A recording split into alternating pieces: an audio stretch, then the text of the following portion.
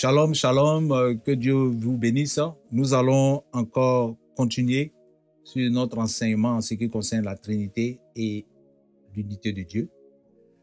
La semaine dernière, nous avons parlé qu'il n'est pas possible de démontrer que Dieu est un Dieu trinitaire, c'est-à-dire 3 personnes en 1 ou une personne en 3. Il n'y a aucune écriture biblique. Et aujourd'hui, nous voulons aller par des exemples simples. Dieu est une personne manifestée dans l'humanité à la personne de Jésus-Christ. Dans la création, Dieu a tout créé. Dans le salut, Dieu est venu dans la chair et il est l'Esprit qui est parmi nous aujourd'hui. Je vous donne un exemple simple. Le bruit d'un moteur ne fait pas de 2 moteurs. Donc, il y a le visuel et il y a l'audio. Au commencement, la parole de Dieu, comme je parle avec vous, vous m'entendez, mais vous ne me voyez pas. Mais le jour où vous allez me voir, entre ma parole et moi, il n'y a pas de personne. Ce sont des manifestations. Donc Dieu, qui est la parole qui a créé toutes choses, et cette parole qui s'est manifestée dans l'humanité et qui est l'esprit qui est parmi nous.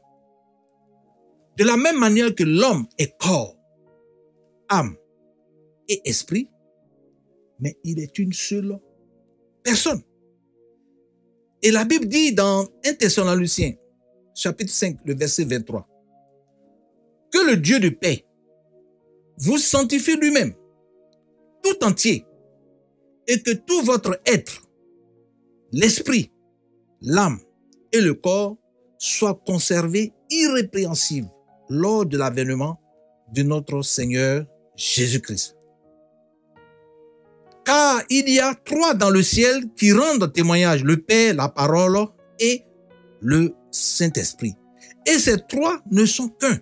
Dans 1 Jean 5, verset 7, dans la version de la Bible Martin. Les titres Père, Fils et Saint-Esprit sont libéralement utilisés dans les Écritures, mais ne sont ni 3 personnes, ni 3 dieux. La Bible déclare que le Père, le Fils et le Saint-Esprit sont une seule personne portant le seul nom qui est Jésus-Christ. Donc Dieu se manifeste dans la chair. Lorsque nous lisons 1 Timothée chapitre 3, le verset 16, la Bible dit quoi? Et la parole s'est faite chair et elle a habité parmi nous. Dans Jean 1, 14 et dans 1 Timothée 3, 16, la Bible dit, et sans contredire, le mystère de la piété est grand.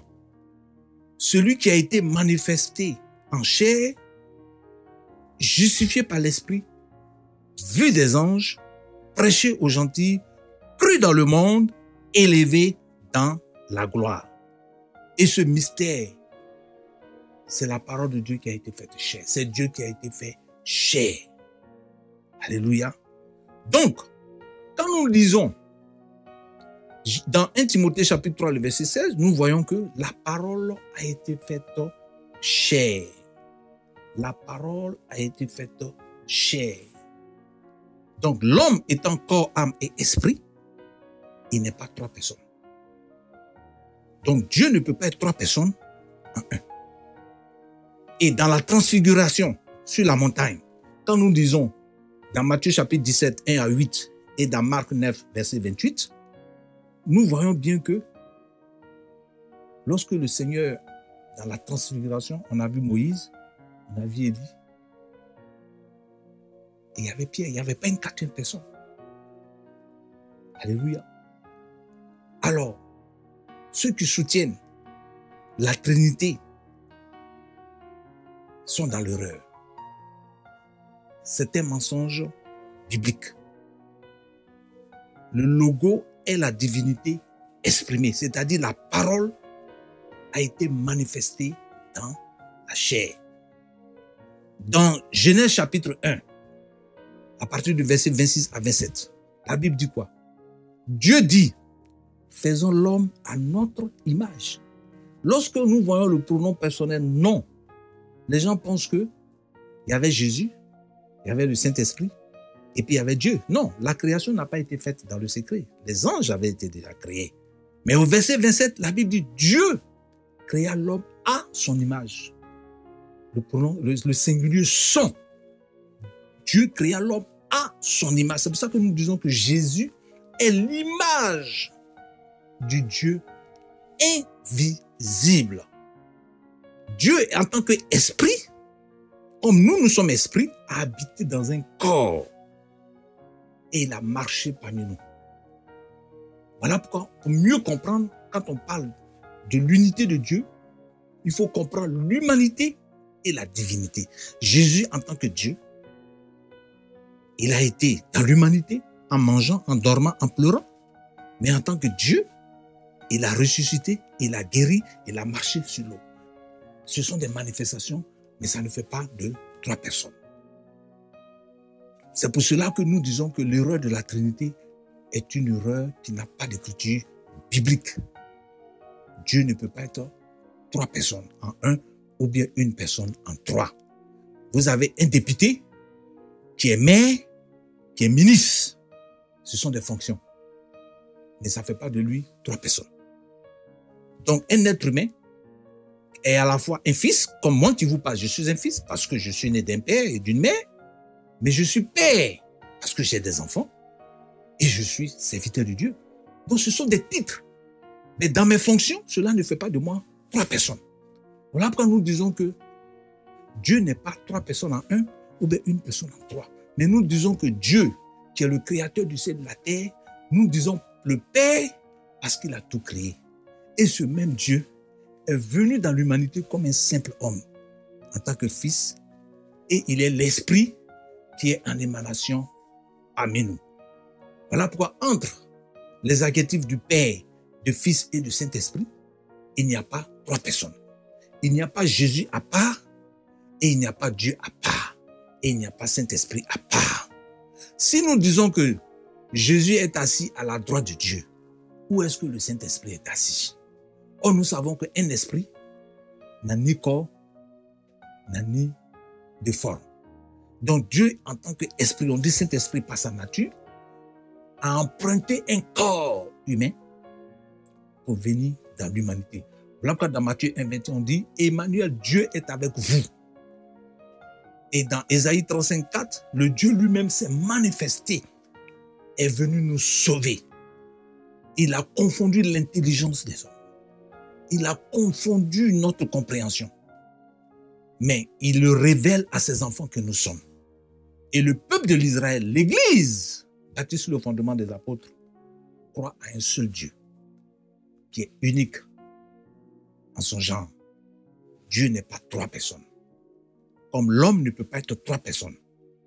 L'homme est une personne composée de corps, âme et esprit. Mon corps n'est pas une personne. Mon âme n'est pas une personne. Mon esprit n'est pas une personne. Ce sont ces entités-là qui font de moi une personne. Mais si nous attribuons à chaque composant une personnalité, c'est que nous verrons 3 dieux. Or, Dieu n'est pas 3. Dieu est une seule personne qui a créé, qui sauve et qui est l'esprit qui est parmi nous. Voilà pourquoi dans Jean 1, on dit, au commencement était la parole, et la parole était avec Dieu, la parole était Dieu, et la parole a été faite chair. Donc Dieu, qui a délivré Israël dans l'Ancien Testament, est le Dieu qui est venu porter toutes nos souffrances et qui a accompli tout sur la croix de Golgotha. C'est le même Dieu, le même Jéhovah de l'Ancien Testament et le Jéhovah du Nouveau Testament. Dans Exode 3.6 ou 6.3, la Bible dit quoi? Lorsque Moïse devait aller vers les enfants d'Israël, il a dit, mais si on me demande quel est ton nom, il dit celui qui s'appelle Je suis va dire celui qui s'appelle Je suis m'a envoyé. Et Jésus, dans Jean 8, 58, lorsque les pharisiens lui ont posé la question, il a dit, mais